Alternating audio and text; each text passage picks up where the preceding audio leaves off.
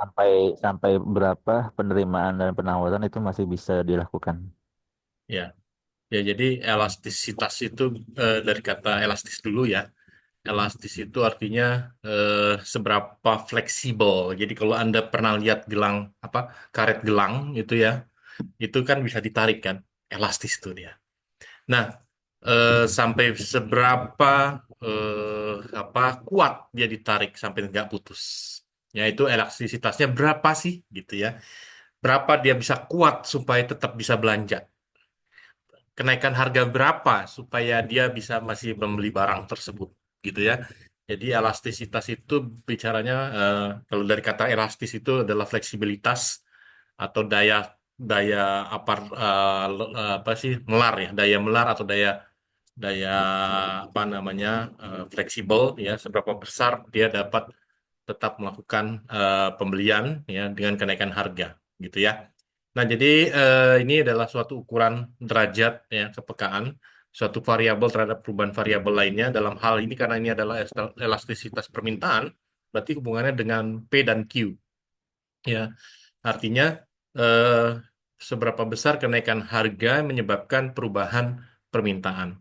Ya, jadi semakin tinggi elastisitas, semakin besar derajat kepekaan variabel tersebut.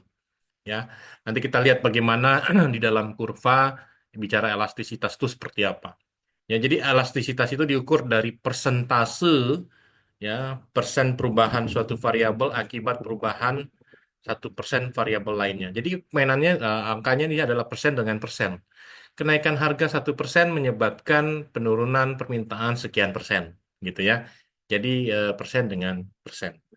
Nah, kita lihat di sini dalam teori permintaan dan penawaran, apa yang terjadi pada permintaan atau penawaran suatu barang jika barang tersebut turun atau naik sebesar 1%. Ya, jadi jawabannya sangat tergantung pada derajat kepekaan masing-masing konsumen dan produsen dalam merespon perubahan harga tersebut. Ya, jadi misalnya Hanif itu apa namanya dapat uang apa ya uang jajan ya uang kiriman atau apa namanya uang bulanan lah ya itu misalkan 10 juta ya sebulan. Tapi misalnya di sini ada yang namanya eh, siapa ini Naila misalnya cuman dapat uang jajan atau uang bulanan 1 juta. Mana yang lebih elastis? Hanif atau Naila? Yang lebih besar, Pak. Yang lebih besar ya. Kenapa? Karena daya karetnya itu, daya lenturnya itu lebih jauh. Jadi misalnya Hanif misalkan biasa makan sama-sama Hanif dengan Naila itu sama-sama makan di warung Padang gitu ya di dekat kampus misalnya. Dengan biasanya bahkan 10.000 perak sekali makan. Karena ada kenaikan harga barang naik jadi 15.000 ya. Nah, bagi Hanif sih gak ada masalah karena pendapatannya 10 juta sebulan. Tapi bagi Naila misalnya itu jadi masalah. Kenaikan 5.000 itu kan berarti 50%. Ya, itu menjadi masalah kenapa? Karena akan menurunkan jumlah barang atau jumlah pembelian barang lain. Sehingga eh, apa namanya si Naila itu akan sangat sensitif terhadap perubahan harga karena nanti belinya jadi lebih sedikit. Tapi buat Hanif nggak ada masalah. Karena kenapa? Daya lenturnya, daya elastisnya masih jauh, masih sanggup gitu ya. Nah, itu apa kepekaan produsen apa sorry, kepekaan konsumen dalam hal ini adalah Anda itu tergantung juga pada pendapatannya. Ya, jadi ada beberapa konsumen yang memang elastisitasnya buat dia itu kecil, tapi ada buat konsumen yang elastisitasnya buat dia nggak ada masalah, gitu ya. Jadi derajat kepekaan ini tergantung pada konsumen dan produsen itu sendiri, ya, terhadap perubahan harga suatu barang. Derajat kepekaan ini, ya, disebut dengan apa? Derajat kepekaan konsumen terhadap perubahan faktor yang mempengaruhi disebut elastisitas permintaan. Tapi kalau produsen disebut elastisitas penawaran. Bedanya cuma itu aja. Kita tahu permintaan ya konsumen karena konsumen itu belanja. Kalau produsen itu adalah supplier gitu ya. Jadi selalu seperti itu konsepnya.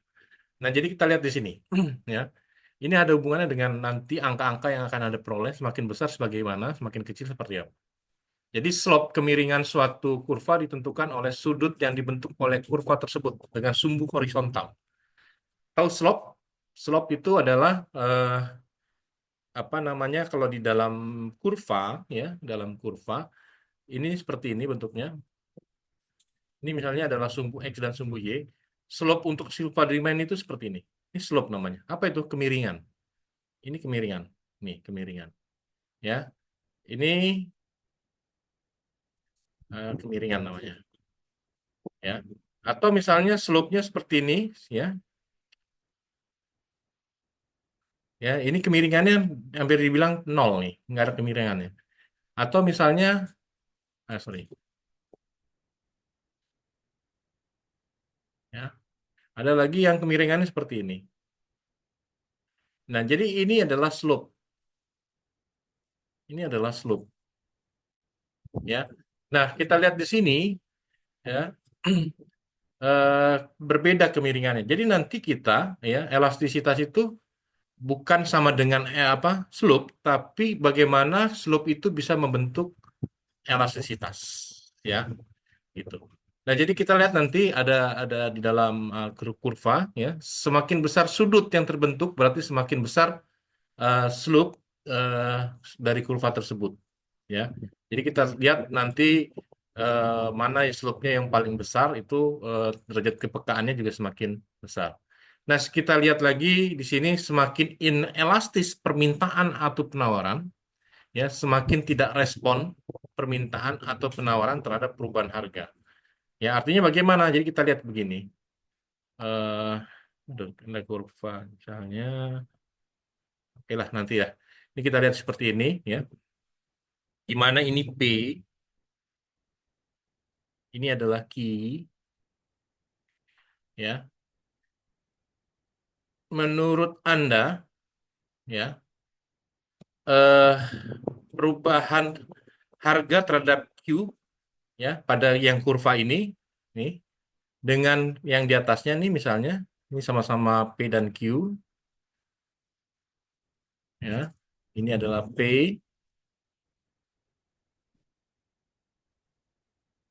Menurut Anda mana yang lebih sensitif terhadap perubahan harga? Yang atas atau yang bawah? Yang bawah, Pak. Yang bawah. Kenapa? Karena Q-nya berubah sedikit, harganya drastis jatuh. Karena perubahan sedikit, P-nya berubah drastis. nah, kita tes ya, kita tes. Ini P-nya misalnya kan sebesar sekian, ya, sebesar P1. Sorry, kurang naik, kurang turun, sorry. Misalnya ini P1,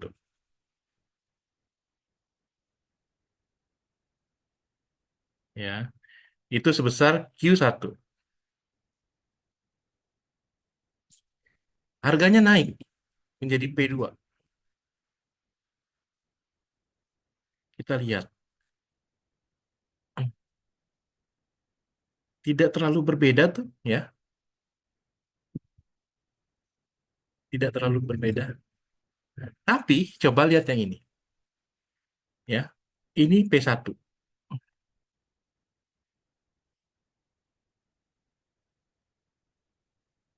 ya, ini Q1. Naik sedikit aja, naik sedikit aja. Aduh, nggak lurus. Naik sedikit saja harganya, lihat apa yang terjadi. Apa yang terjadi, Hanif? Eh?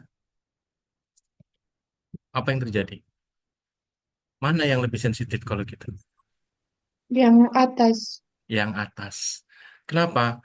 Yang bawah, kita lihat, yang bawah, harga naik dari P1 ke P2. Nggak terlalu jauh perubahan, apa namanya, penurunan pembeliannya. Tidak terlalu jauh. Tapi yang atas, ya, begitu harganya naik sedikit saja, berubahnya jauh nih, jaraknya jauh. Artinya apa? Penurunan permintaannya jauh dengan kenaikan harga yang sedikit. Artinya apa? Yang atas itu lebih sensitif, ya, terhadap perubahan harga dibandingkan yang di bawah. Artinya apa? Artinya yang di atas ini sangat elastis, ya, elastis. Karena apa? Berubah sedikit melarai banyak, gitu. Ya, paham sampai situ? Paham? Paham, Pak. Oke ya. Paham, Pak. Ya, jadi elastisitas itu nanti kita lihat di sini yang atas ini lebih elastis dibandingkan yang di bawah. Atau kalau misalkan kita lihat di sini ini elastis, yang bawah itu adalah inelastis. Jadi apa? Semakin inelastis permintaan atau penawaran, maka perubahan harga tidak banyak mempengaruhi. Lihat, ini berarti inelastis nih yang bawah. Ya, semakin apa namanya semakin elastis maka tidak banyak berubah. Tapi lain halnya dengan yang elastis, perubahan sedikit saja harga menyebabkan perubahan permintaan lebih besar. Ya, jadi itu slope, bicara slope. Jadi kita lihat di sini slope tadi, ya semakin dia miring, semakin curam, maka dia semakin inelastis. Tapi semakin landai dia, maka semakin elastis, gitu ya. Sampai sini paham ya? Paham, Pak. Oke. Karena ini nanti yang akan membuat atau membuat elastisitas berikutnya. Oke, kita lanjut. Nah, jadi gini, ya kurvanya seperti ini. Jadi kalau kita mau mempelajari elastisitas, kita caranya begini. Kita buat dua kurva permintaan pada satu sumbu yang sama. Ini misal sumbu yang sama, ya sumbu yang sama P dan Q. Kita buat dua kurva. Kita pelajari, kita baca dari perubahan P. Ya, di mana slope kurva permintaan A lebih besar dan dari slope kurva permintaan B atau kemiringannya. Ya, pada saat harga tertentu P0 berapa jumlah permintaan dan jika harga turun 20% apa yang terjadi? Jadi kita lihat seperti ini, ya. Kita lihat, ya. Ini dengan apa? Ini yang dikatakan slope itu yang ini ya, yang apa nih? Laser.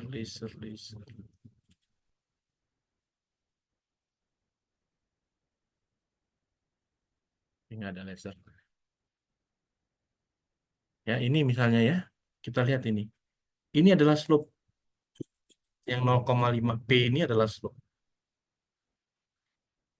Menurut Anda mana yang lebih besar? Min 0,5 atau min 2? 0,5. Slope-nya.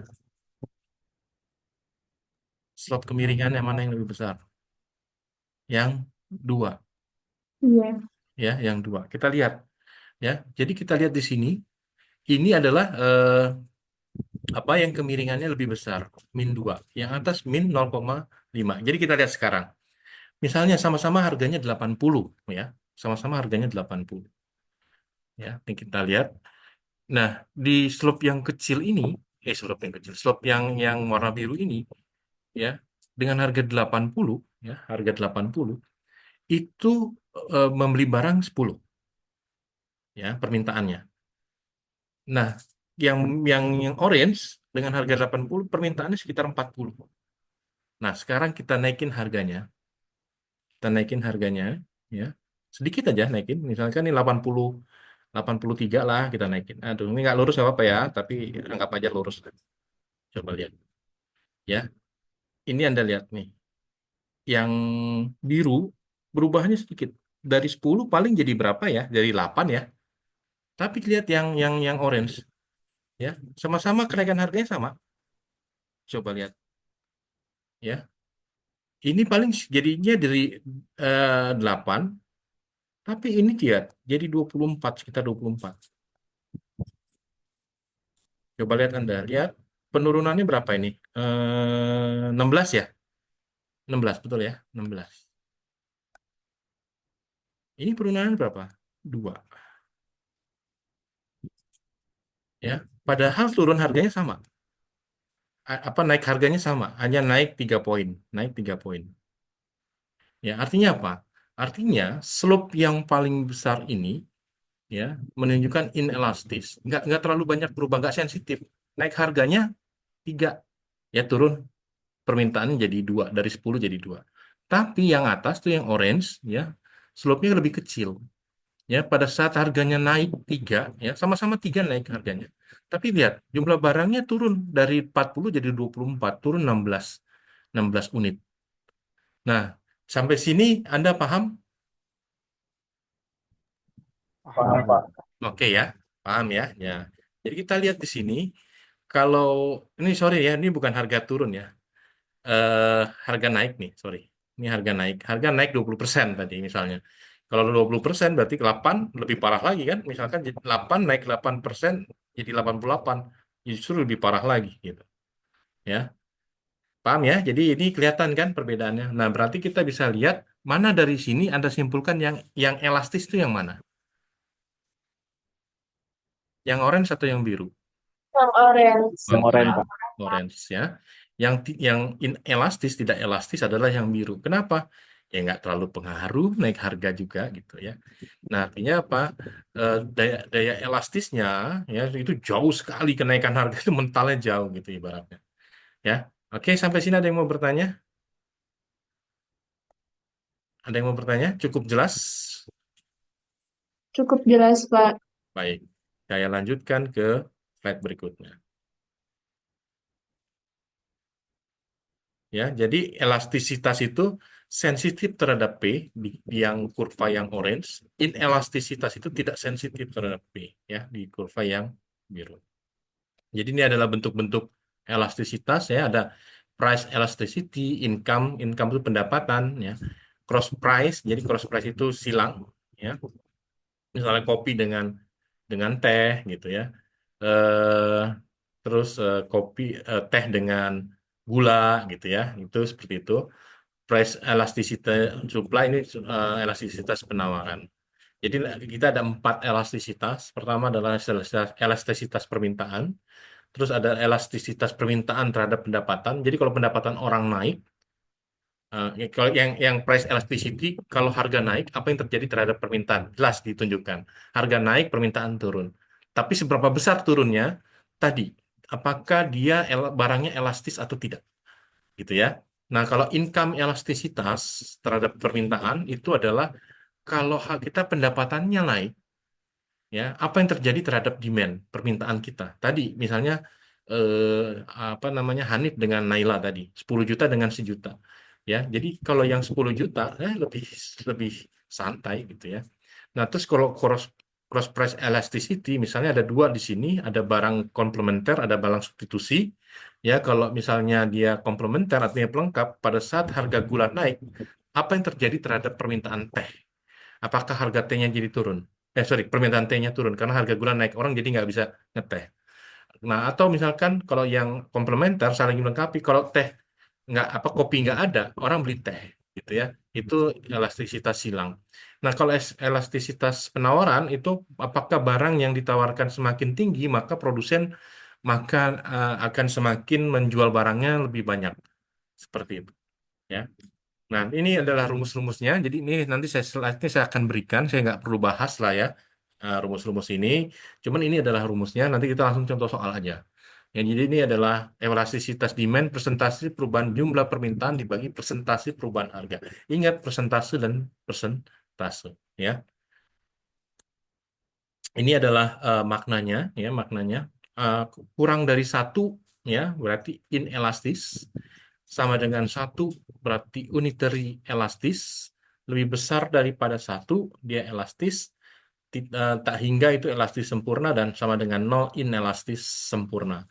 Nah, jadi di dalam demand ya di dalam demand biasanya sudah pasti tandanya negatif. Nah, sehingga apa? Tanda negatif itu hanya menunjukkan, oh berarti ini elastisitas demand. Jadi sebenarnya yang digunakan hanya besaran angkanya saja.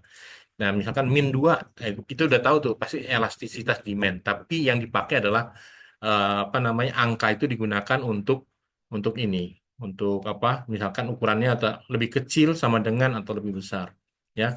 Jadi tanda itu biasanya tidak digunakan untuk analisis, hanya menunjukkan tanda negatif itu hanya menunjukkan bahwa itu adalah elastisitas demand, ya. Jadi ini ya bentuk-bentuk kurvanya. Jadi kalau misalkan tadi tidak elastis ya ini kelihatan ya dia semakin ke bawah. Tapi kalau dia elastis dia semakin ke atas gitu ya.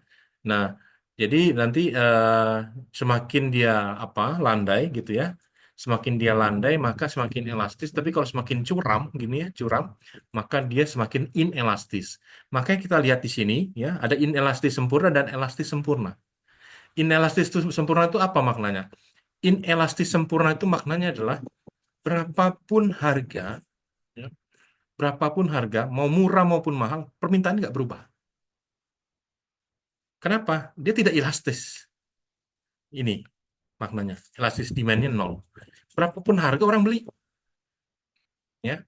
Jadi ini adalah inelastis sempurna. Karena di sini harganya naik. Misalkan dari satu, permintaan tetap segini. Naik jadi dua, permintaan tetap segini. Naik jadi tiga, permintaan tetap segini. Artinya apa? Berapapun harga, permintaan tetap tak berubah. Gitu ya, tetap segitu. Tidak ada perubahan demand walaupun naik harga berapapun. Nah, yang berikutnya adalah elastis sempurna. Elastis sempurna itu apa? Jadi berapapun harga, ya, misalkan harganya tetap, ya. Kalau tadi ini kan barangnya tetap, berapapun harga orang beli segitu. Kalau ini berapapun misalnya harganya yang tetap tidak merubah permintaan orang. Ya, jadi permintaan selalu berapapun permintaan harganya nggak berubah. Ya, jadi tetap segitu aja. Ya, kalau ini harganya berubah berapapun, permintaan tidak berubah. Kalau ini permintaan berubah walaupun harganya tetap. Ya, jadi saling terbolak-balik. Jadi ini harga nggak berubah, ya, walaupun berapapun permintaan. Ya, contohnya ini barang apa ini? Kalau yang elastis sempurna ini, ada yang tahu? Berapapun permintaan harganya tetap. Ada yang tahu ini? Yang elastis sempurna? BBM. Iya. Bensin, Pak, bensin. Tapi BBM harus ingat, kalau Pertamax berubah. Pertalite. Pertalite. Ya, Pertalite. Ya, ya, berapapun permintaan kan nggak pernah merubah harga tuh di SPBU ya, tapi ingat ya, bukan yang di pengecer. Kalau di pengecer kan lain lagi. Ya, jadi berapapun mau dalam kondisi langka maupun dalam kondisi suplainya banyak, baik dalam permintaannya tinggi maupun nggak ada permintaan, tetap aja 10.000. Ya, jadi harga Pertalite di SPBU. Ya, ingat ya, itu elastis sempurna. Ya, terus kalau ini apa nih? Inelastis sempurna barang apa ini?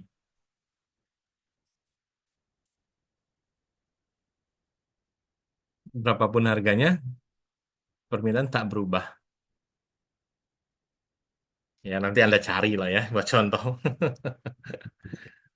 Oke, yang berikutnya ini adalah elastisitas busur ya.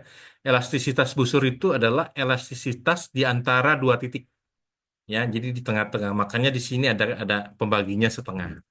Ya, ada setengah. Jadi elastisitas busur itu mau mencari nilai tengah dari apa namanya titik ya. Jadi kita lihat di titik. Oh, ini ada nih contoh gambarnya. Nah, ini elastisitas busur artinya elastisitas di antara dua titik. Ini A dan B. Ya, jadi yang dicari apa? Nilai tengahnya. Ya, nilai tengah. Makanya di sini ada kata apa? Ada formulasinya dibagi dua atau dikali setengah. Karena dia mencari titik tengah di sini berapa elastisitasnya.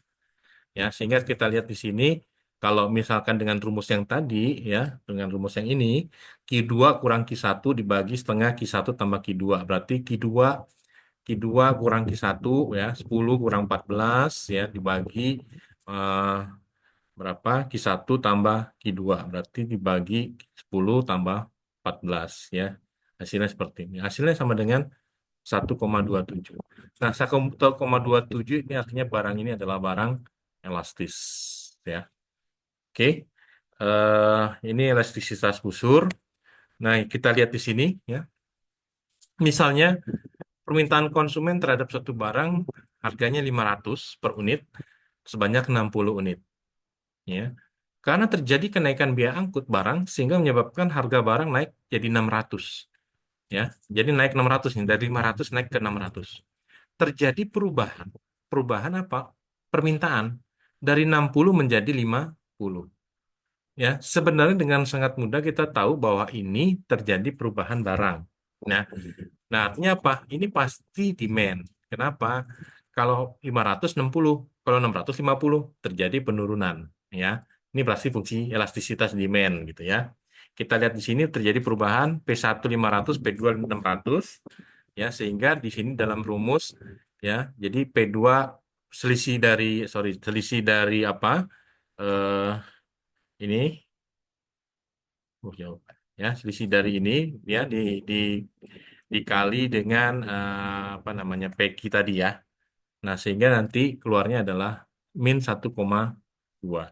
Nah, yang pertanyaan berikutnya adalah min 1,2. Min itu tidak digunakan untuk sebagai analisis, tapi digunakan bahwa ini adalah elastisitas demand, ya, elastisitas demand yang tanda negatif. Cuman yang kita gunakan adalah 1,2-nya. Nah, 1,2 berarti kita harus lihat ke ini besaran nilai. Berarti dia adalah elastis. Nah, elastis artinya apa? Elastis artinya apa kalau boleh tahu? Elastis adalah Kalau ada perubahan harga, harga, mm, kualitasnya berubah juga, ya, bisa berubah. permintaannya berubah. Dalam hal ini adalah menurun. Ya, 1% kenaikan harga menyebabkan penurunan, ya, menyebabkan penurunan permintaan 1,2%. Gitu ya. Nah, yang berikutnya adalah nilai elastisitas sepanjang kurva permintaan yang kita lihat di sini. Jadi ini kita lihat nih, ya. Jadi di dalam satu ini ya ada ada namanya ini elastisitas inelastis, ya, inelastis, sedangkan ini apa namanya elastisitas sempurna. Ya, jadi kita lihat di sini semakin semakin apa mendekati P, ya, semakin mendekati P itu elastisitasnya semakin tinggi, semakin mendekati Q elastisitasnya semakin tidak elastis, ya, atau inelastis. Jadi kita lihat di sini perbedaannya. Ya, semakin mendekati P, ya, dia semakin elastis. Makanya dilihat di sini, ya, kalau sudah di sini ke atas berarti ini elastis. Semakin nempel ke P-nya, ke apa sudut awalnya, maka dia semakin elastis sempurna. Tapi berbandingan terbalik, kalau semakin mendekati Q, maka dia semakin inelastis. Ya, jadi dalam elastisitas sepanjang garis sumbu horizontal. Ya, eh, ini kita skip aja. Nah, elastisitas permintaan jangka pendek dengan jangka panjang, ya. Jadi secara umum demand mempunyai elastisitas yang harga yang berbeda dalam jangka pendek dan jangka panjang. Jadi konsumen memerlukan waktu untuk menyesuaikan kebiasaan konsumsinya, ya. Jadi kalau misalnya kita sudah biasa membeli sesuatu, ya, kalau jangka pendek ya mungkin kita akan merasa apa namanya biasa aja gitu ya, biasa aja, tidak tidak terlalu apa tidak terlalu merasa perbedaan. Tapi dalam jangka panjang kerasa itu. Ya. Terus yang berikutnya, substitusi umumnya tersedia dalam jangka panjang. Jadi kita lihat seperti ini, ya. Kalau dalam jangka pendek, ya, dalam jangka pendek mungkin nggak ada masalah, gitu, nggak ada masalah apa orang-orang mengendarai mobil yang boros energi. Artinya apa? Dalam jangka pendek ya, dalam jangka pendek itu orang-orang pakai pakai kendaraan yang yang cc-nya besar, nggak ada masalah, karena jarang pakai jangka pendek. Tapi dalam jangka panjang akan terasa sama dia. Oh, ternyata ya kalau saya pakai mobil yang cc-nya besar lumayan menghabiskan uang, sehingga di dalam jangka panjang ya, itu biasanya lebih efisien ya menggunakan mobil-mobil kecil. Jadi orang akan berubah mindsetnya. Awalnya di dalam jangka pendek, misalnya karena dia hanya menggunakan sekali-sekali, mobil ukuran besar nggak ada masalah. CC besar ya, bukan mobil ukuran besar. Kalau besar bus nanti. Ya, jadi apa apa namanya mobil-mobil yang ukuran besar nggak ada masalah karena jarang dipakai juga gitu. Tapi dalam jangka panjang, wah, kerasa juga nih BBM-nya boros gitu ya. Ini akan Anda alami gitu. Artinya apa? Dalam jangka pendek kita mungkin perubahan kenaikan harga itu nggak terlalu pengaruh gitu. Karena hanya sekali-sekali menggunakan, ya. Tapi dalam jangka panjang karena terus menerus dan digunakan terus dalam tempo yang lama, ya, kita akan berubah, akan terasa elastisitasnya. seperti itu. Nah, ini kita lihat ya. Jadi masyarakat tidak dapat dengan mudah menyesuaikan konsumsinya dalam jangka pendek, ya. Tapi dalam jangka panjang orang akan mencari-cari supaya apa yang bisa membuat murah, ya. Kalau orang yang biasa naik mobil dengan dia merasa boros, dia akan ganti mobilnya ke misalnya mobil baterai, mobil listrik. Ya, kalau saya mungkin karena ini saya daripada saya pertama macet di jalan, yang kedua adalah boros BBM. Ya kalau saya sih lebih lebih pada macet di jalan ya. Itu eh, lebih enak saya pakai motor, misalnya seperti itu. Ya, karena apa? Karena boros waktu. Waktunya gimana? Kalau pakai mobil saya paling nggak 2 jam. Tapi kalau dengan motor, ya saya misalkan cukup dengan 1 jam atau setengah jam malahan, gitu ya. Jadi ada pemborosan masalah masalah waktu, ada pemborosan masalah apa namanya P-nya uang ya. Oke. Nah, terus ini adalah elastisitas permintaan pada satu titik ya. Diketahui seperti ini rumusnya ya. Nanti kita lihat. Jadi nanti biasanya ada juga yang bentuknya seperti ini ya, persamaan atau fungsi ya, bukan yang diketahui seperti ini ya. Kadang-kadang ada yang seperti ini ya. Tapi kalau ini kan ketahuannya adalah P1 berapa, P2 berapa, Q1 berapa, Q2 berapa. Tapi ada juga elastisitas itu yang dihitung dari fungsi ini ya, dari fungsi. Yang diketahui cuma fungsi. Nah, Anda diminta menghitung berapa elastisitasnya. Sehingga dengan sangat mudah nanti ya kita gunakan di dalam perhitungan. Caranya gimana? Ya ini rumusnya. Sebenarnya ini adalah delta Q per delta P. Itu aja sih. Ya. Oke. Ya, jadi nanti digunakan adalah rumus yang ini. Ya. Sebenarnya sama aja ya, delta Q per delta P itu ya. Jadi kita lihat di sini ya. Diketahui misalnya ini fungsinya ya, fungsi permintaannya QD sama dengan 120 dikurang 0,5 P. Nah, kita tahu berarti kalau jika harga barang saat ini adalah 100, berarti 100 kali 0,5 adalah 50. 50 minus 50 ditambah 120 adalah 70. Berarti kita tahu adalah dengan harga P100, QD-nya adalah 70.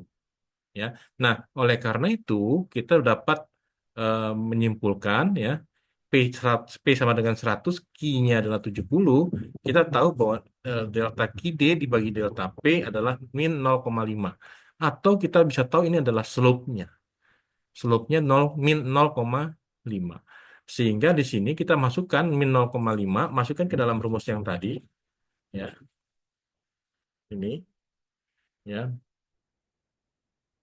min QD, delta QD dibagi delta P dikali P dan dibagi Q. Ya, jadi ini adalah slope-nya. Nah, sehingga ini min 0,5 terus dikali 100 dibagi 70 ya, P dibagi Q. Sehingga hasilnya adalah min 0,71. Nah, karena ini adalah kurang dari 1, maka ini adalah inelastis. Artinya apa? Tidak sensitif terhadap perubahan harga. Ya. Jadi harganya berubah tapi tidak terlalu sensitif. Oke, sampai situ ada yang mau bertanya? Tidak ada, kita lanjut ya. Atau kalau kita mau lihat secara lebih rinci ya, dengan persamaan ini nih, QD sama dengan 120 min 0,5 P, kita lihat di sini. Saya buatkan tabel ya. Jadi jika ini adalah formulasinya ya, fungsinya tadi ya. Kalau P-nya 0 nih di sini 0, maka QD-nya adalah 120. Kalau P-nya adalah 10, maka QD-nya adalah 115. Kalau misalnya P-nya adalah 30, maka Q-nya adalah 105 dan seterusnya. Nah, yang tadi diketahui adalah P-nya 100. P-nya 100 ya. Q-nya adalah 70. Sama ya tadi dengan yang ditemukan di dalam sudah ditentukan tadi ya. Nah, kita lihat di sini ya, dapat elastisitasnya min 0,71. Sama persis ya dengan rumus tadi. Nah, cuman yang bisa kita pelajari apa? Kita lihat di sini ya. Pada saat ini sampai 100 sekian, ini min 0,71. Ya, artinya inelastis. Tapi kita lihat di sini setelah 100 ya, 110 kalau nggak salah tadi saya hitung, itu naik jadi sorry 100, 120. Ini udah ada nih 120 itu naik jadi -1. Padahal kan kalau dipikir-pikir kurvanya sama gitu. Ya, kurvanya sama. Jadi kita lihat di sini, semakin tinggi P-nya, kan tadi ya, yang kita simpulkan tadi, semakin mendekati P-nya semakin tinggi, maka dia semakin elastis. Ya, semakin jauh dari P-nya atau semakin dekat dengan Q-nya, ya, kan Q nih, ya, maka dia semakin inelastis. Jadi kita lihat di sini, ya, yang tadi saya sampaikan. Jadi kalau semakin dekat dengan P-nya, maka semakin elastis, semakin jauh dari P atau semakin mendekati Q, maka semakin inelastis. Ya, jadi kita lihat tadi yang di dalam kurva sebelumnya, yang ini, ya, yang ini. Semakin mendekati P, maka semakin elastis, bahkan elastisnya sempurna kalau sampai ke sini, ya, ini elastis. Kalau mendekati Q, maka semakin inelastis, gitu ya. Itu terbukti ya, terbukti dari perhitungan ini. Oke, sampai sini ada yang mau bertanya? Cukup jelas? Jelas kok. Oke, oke, kita lanjut ya. Oke, nah berikutnya adalah elastisitas pendapatan dari permintaan. Bentar ya, saya nutup jendela, anginnya kenceng.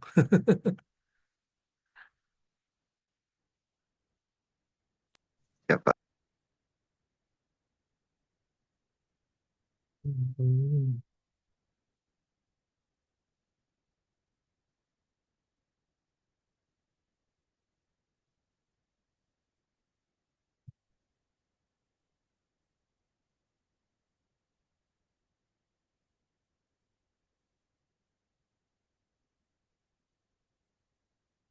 Oke ya, yang berikutnya elastisitas pendapatan dari permintaan. Ya, ini juga sama sebenarnya rumusnya, cuman bedanya apa? Kalau tadi pembaginya adalah perubahan Q, kalau ini adalah perubahan P, kalau ini adalah perubahan I, income. Ya, jadi ini rumusnya hampir sama aja, bedanya Q per P dikali P kali P per Q.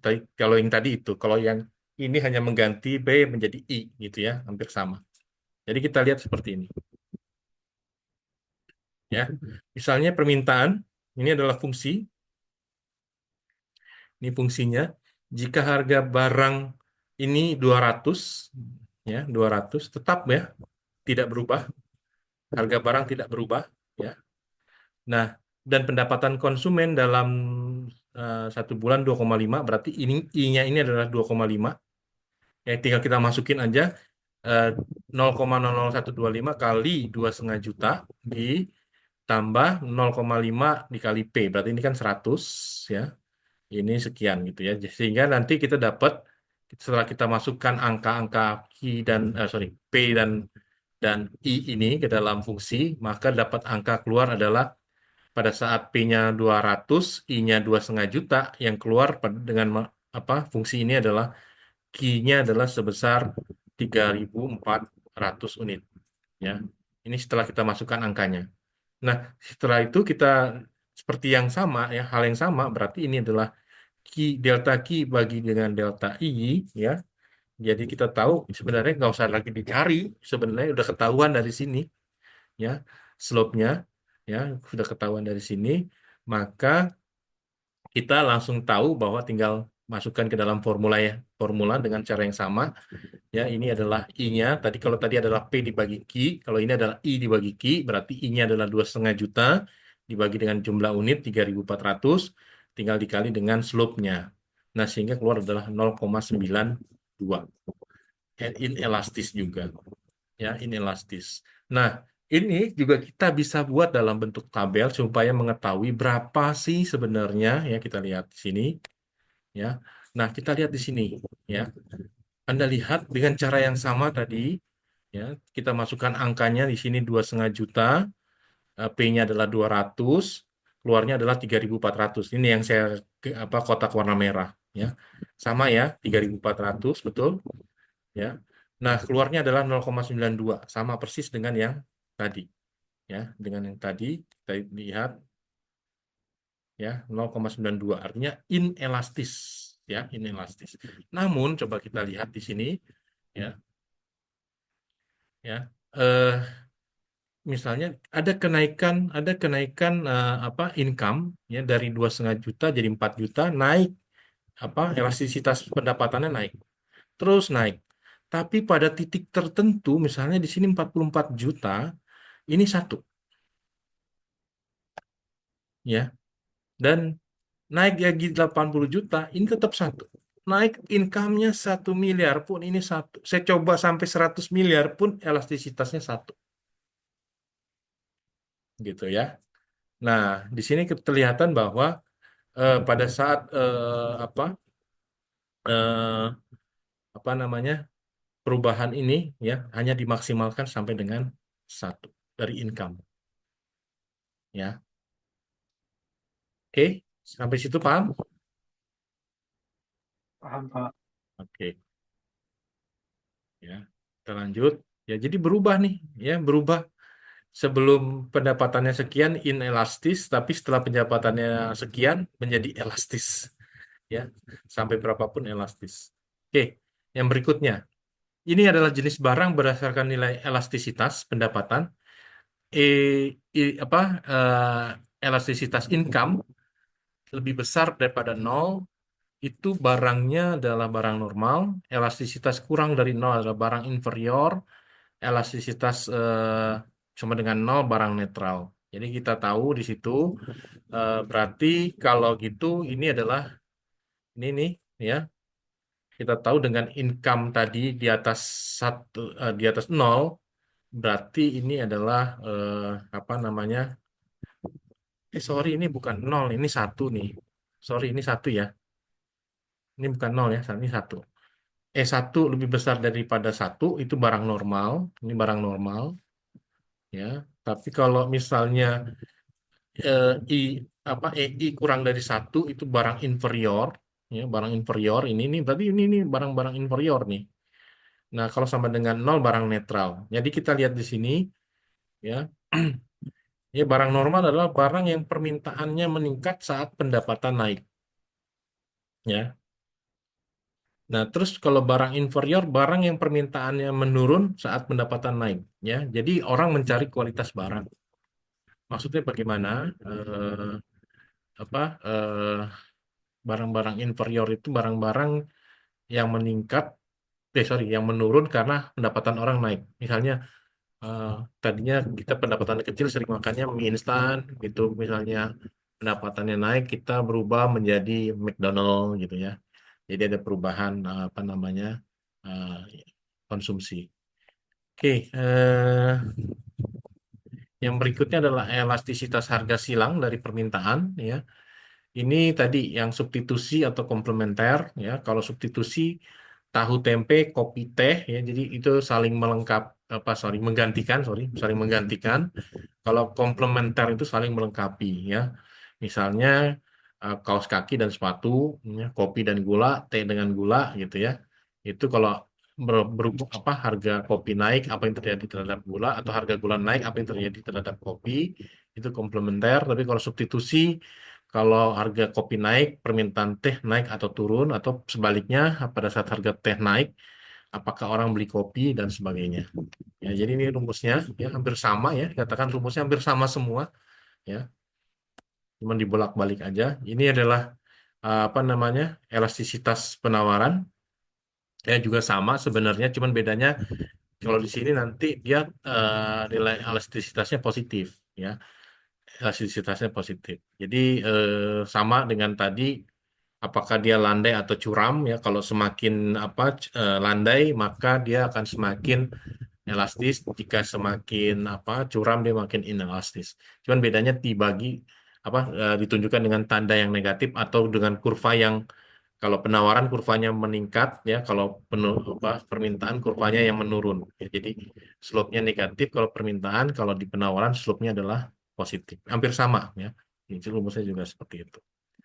Ya, ini adalah elastisitas supply antara dua titik. Jadi bedanya kalau tadi yang demand itu dia menurun ke bawah di titik tengahnya antara A dan B. Kalau ini dia meningkat titik tengahnya dari A dan B pada saat kurva supply-nya meningkat. Nah, hampir sama juga ya. Cuman apa bedanya bentuk kurvanya naik atau turun atau apa tandanya negatif atau positif. Nah, terus masih banyak. Terus yang berikutnya adalah faktor-faktor yang menentukan nilai elastisitas penawaran. Ya, misalnya kita tahu di sini eh, elastisitas penawaran itu tergantung pada apa? Misalnya fleksibilitas, kemampuan untuk memproduksi. Contohnya ya, hasil produksi pertanian versus barang manufaktur. Ya, ya kalau perusahaan lebih fleksibel, dia bisa produksi jangka pendek atau produksi jangka panjang.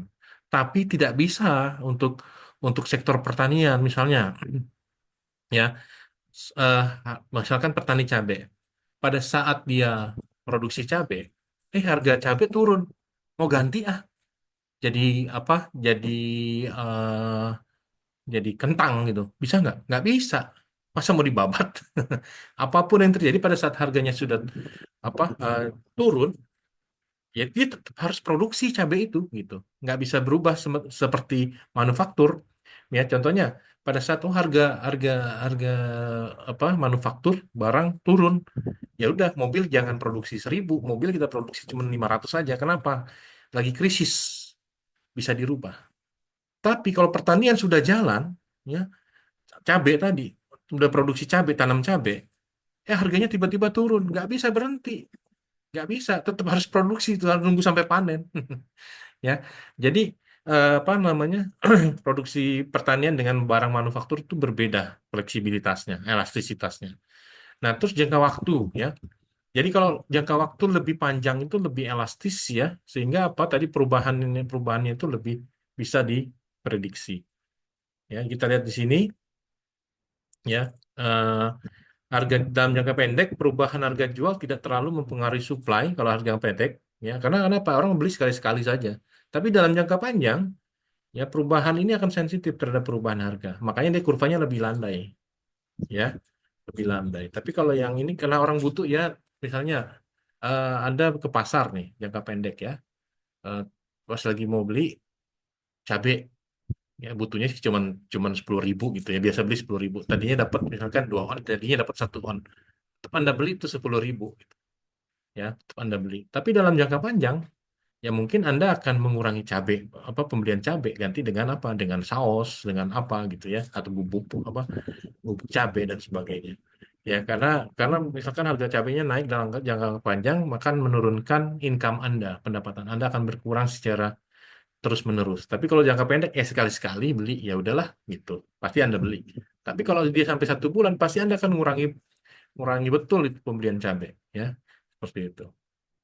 Nah, ini jadi ini sebenarnya bisa dihitung. Jadi elastisitas gabungan antara supply dengan demand ya nanti bisa Anda hitung sebenarnya ya pada saat di demand ya kita hitungnya satu persatu demand dulu misalnya demand dulu ini pada saat A berapa B berapa berarti perubahannya apa perubahan pada saat A P-nya 7 pada saat B di demand itu P-nya jadi 1 berarti P1 P1 P1 sebesar 1 atau PA itu sebesar 7 PB itu sebesar 1 Ki A itu 18 Ki B 54 bisa Anda hitung nih ya elastisitas demand-nya.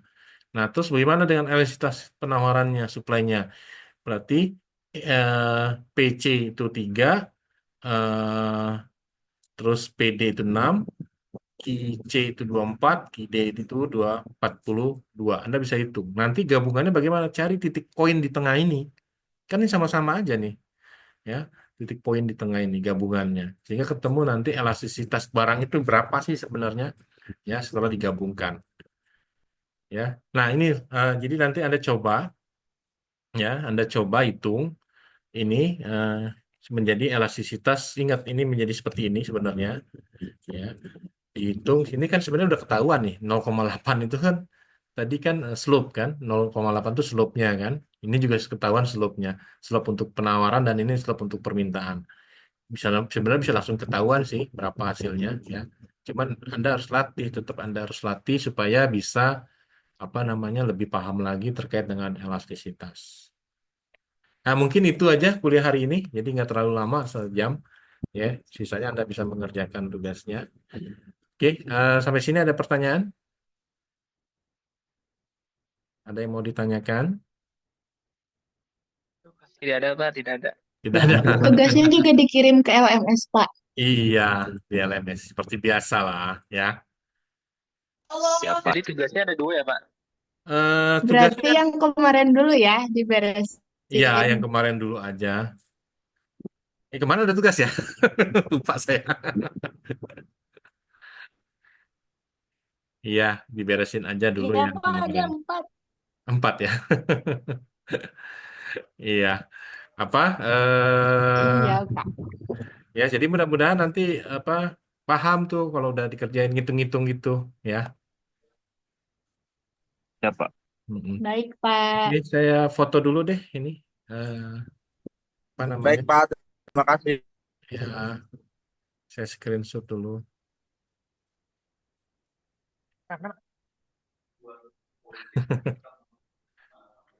Ini pada di kampus atau di mana? Di Di kampus. kampus, Pak, di kampus, Pak. Oh iya, sip. Nah, rajin ya Sabtu ke kampus ya. Oke, sekarang yang kedua.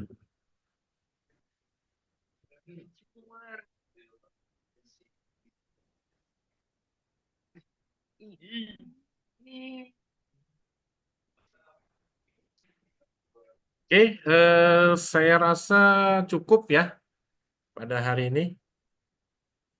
Ya, mudah-mudahan apa namanya bisa mengerti, paham apa yang sudah diajarkan. Bahan PPT-nya ada di apa di LMS ya. Nanti upload juga tugasnya di LMS ya. Silakan dipelajari. Terima kasih ya. Iya, Udah mau hadir di Bapak. hari Sabtu Sama-sama, ini. Pak. Ya, Terima yuk. kasih juga. Ya. Terima kasih kembali, Pak. Izin live ya.